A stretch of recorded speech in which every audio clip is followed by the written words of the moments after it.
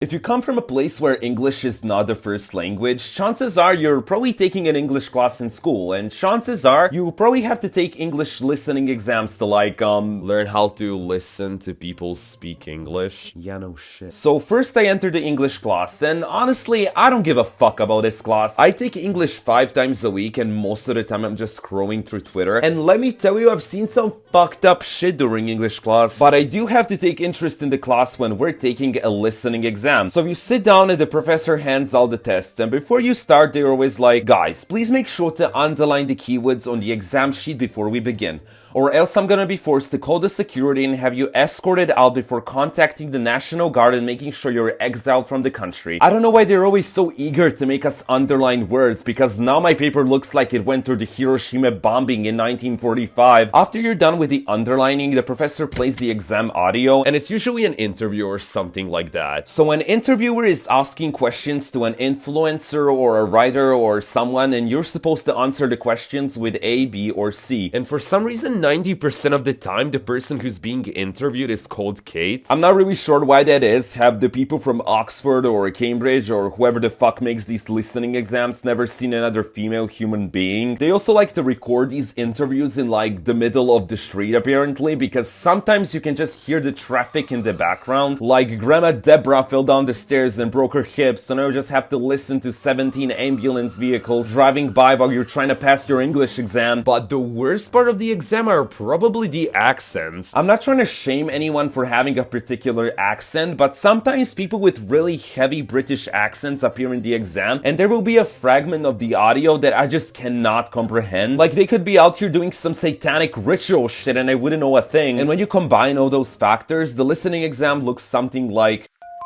Task 1.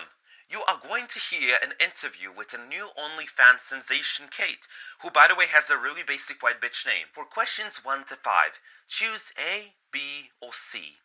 Listen to the dialogue. Hello, poor students who are trying to pass English. We're here in the middle of the street because where else would he host an interview other than literally in the middle of the fucking traffic? We're joined today with the new OnlyFans sensation, Kate. So Kate, tell us how your OnlyFans career started. This is actually a very heartbreaking story. So a few months ago, I was just chilling at home, playing with my scented candles. I fucking love scented candles. And I ended up accidentally burning down half of my apartment complex. And then for some reason, I got evicted. I was basically left homeless. I started living in the ghetto, moving bricks, until one day I got busted by the cops with 5 bricks of cocaine shoved up my ass. And then I was sent to jail, and my cellmate Rhonda, shout out to you Rhonda, you're the fucking G. She was like, damn girl, you got some nice feet, you should sell them feet pics. And I was like, holy shit, you can do that? Yes bitch, you can. And that's how I became a millionaire, by posting feet pics on OnlyFans.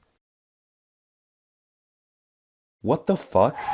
But if the audio recording isn't bad enough, the questions are even worse. These questions are unbelievably ambiguous. Like, most of the time, all 3 answers, A, B, and C, can be correct, and I'm just sitting there fucking confused, like I've just seen Jesus turn water into wine. So usually what I end up doing is singing dumb nursery rhymes to get the answer. I'm like, eeny, meeny, miny, mo, oh well, I guess it's A. And here's just an example of an exam question. How did Kate become famous on OnlyFans? A, she worked hard. B, she got a shout out. C, she was lucky. Alright, so it could be A because she did mention all the arduous work she had done. It could also be B because she did say that she was promoted by other influencers. But it could also be C because she did mention how fortunate she was that her content got through to so many people in such a short time. I don't know, I think I'm gonna go with C, she was lucky. Yeah, that has to be the correct answer. So the correct answer is actually B. Mother